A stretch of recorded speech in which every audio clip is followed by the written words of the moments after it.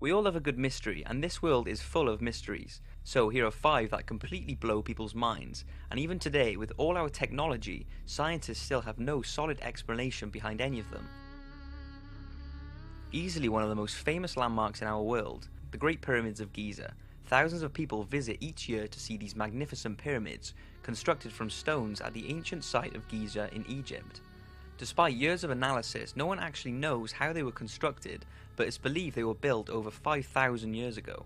They're built using over 2.3 million blocks of stone and granite, each weighing over 1 ton apiece, and some weighing as much as 40 tons. What baffles people is how they were moved from their place of origin as far as 600 miles away in Aswan and transported to Giza.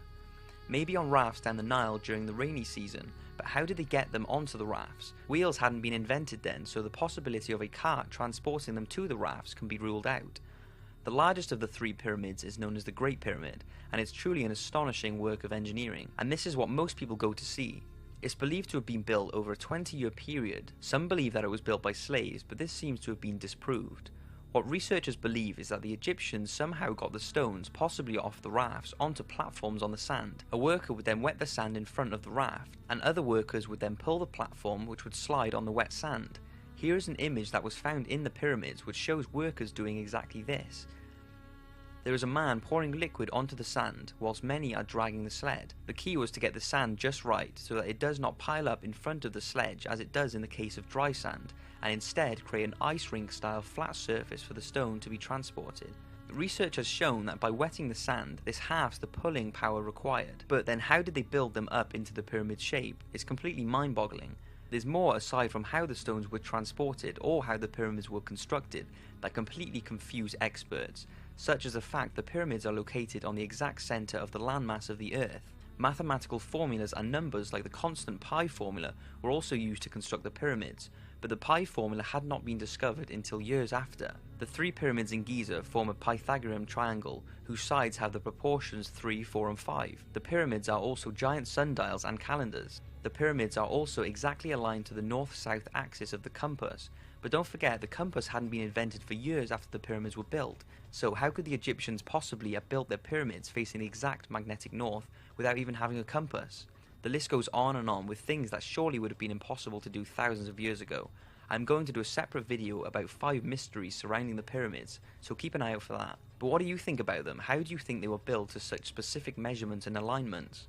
Some say they were held by other life forms, but maybe we just underestimate the capabilities of our early humans. The Antikythera mechanism. The Antikythera mechanism is currently housed in the Greek National Archaeology Museum in Athens, and is thought to be one of the most complicated antiques in existence. At the beginning of the 20th century, divers off the island of Antikythera came across this clock-like mechanism that was just laying there inside a wrecked cargo ship. It's thought to be nearly 2,000 years old. This device was very thin and made of bronze. It was also mounted in a wooden frame and had more than 2,000 characters inscribed all over it, though nearly 95% of these have been descripted by experts, but there has been no publication of the full text of the inscriptions. But today it's believed that this instrument was a kind of mechanical analog computer used to calculate the movement of stars and planets in astronomy, which sounds nothing compared to our modern technology, but don't forget this was built in around 87 BC. It's incredible to think how it was made thousands of years ago, but also no one has any idea about why or how it became to be on that sunken cargo ship. The ship was Roman though, and they think the Antikythera mechanism was developed in Greece. One theory suggests that the reason it came to be on that Roman ship could be because the instrument was among the spoils of war loot by the Roman Empire Julius Caesar. Stonehenge. Stonehenge is a prehistoric monument located in Wiltshire, England. Similar to the pyramids, they're believed to have been constructed in around 3000 BC to 2000 BC. Although there is lots of ancient monuments surrounding the area, the main mystery is the stones you see here. It's the same scenario as the pyramids, they just don't know how they got those enormous stones on top of the standing stones. The entire structure is put together like woodwork. Joints and sockets have been carved into the stone, so each stone fits into each other precisely.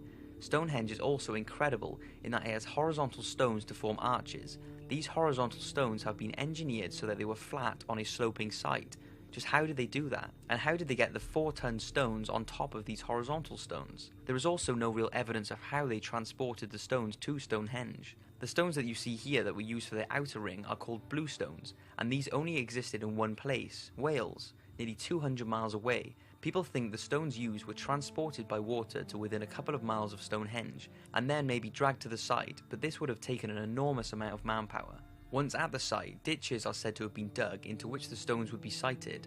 The most common theory is that the large earthen ramps would have been erected and the stones toppled over the top into their prepared holes and somehow pulled vertically, perhaps with a primitive A-frames for leverage. But nobody has even today successfully reenacted this feat with the technologies available at the time, nor found any evidence along the way to support this.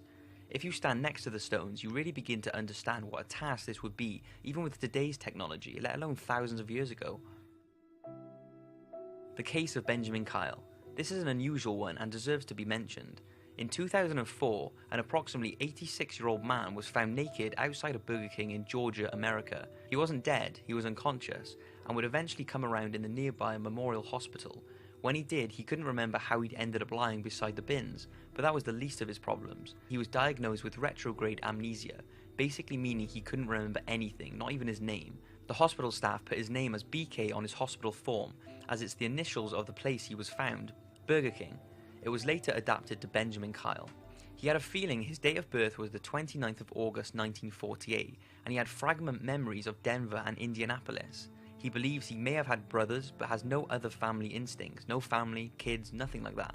All investigations by the police and the FBI have turned up nothing.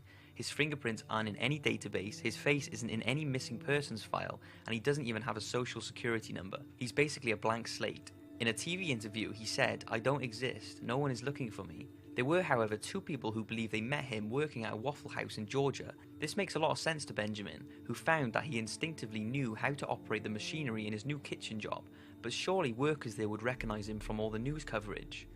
So maybe he was beaten up and took a blow to the head, causing permanent amnesia. But what are the odds of getting beaten up, getting amnesia, being naked, having no social security number, and have no one looking for you or even recognizing you despite media attention? All that just doesn't add up, so what exactly is going on? And will we ever know the true identity of this mystery man? The out-of-body experience is mind-boggling. Out-of-body experiences are personal experiences during which people feel as if they are perceiving the physical world from a location outside of their physical bodies. Sounds crazy, doesn't it? But 10 in every 100 people have an out-of-body experience at least once in their life, and it still continues to blow scientists' minds. There are lots of stories about people who have gotten released from their bodies and are able to look at themselves from the outside, and it seems to happen when they have undergone a near-death experience. They are said to feel no pain or emotion, and what's even crazier is that after their experiences, they are able to describe what they have seen from the outside perception, which they wouldn't have known from their body. There are stories from people who have been pronounced dead in emergency rooms and have said that during their out-of-body experiences, they were aware of conversations going on in separate rooms whilst they were being worked on by the doctor. But how can this be possible? How can you even see yourself from a different angle while still being in your body and record in your memory what's going on from that perspective? You can see why it's unsolved.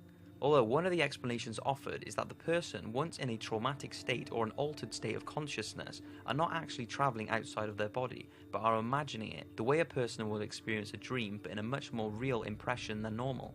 The brain is highly complicated and can produce all sorts of images that can seem real. But how do you explain people hearing things and seeing things in different rooms or places they wouldn't be able to do with their real bodies? Some say we are living in a multi-dimensional world, and only during an out-of-body experience can we activate our other dimensional senses. But this is just a theory, of course, and to this day there is no conclusion as to what's going on.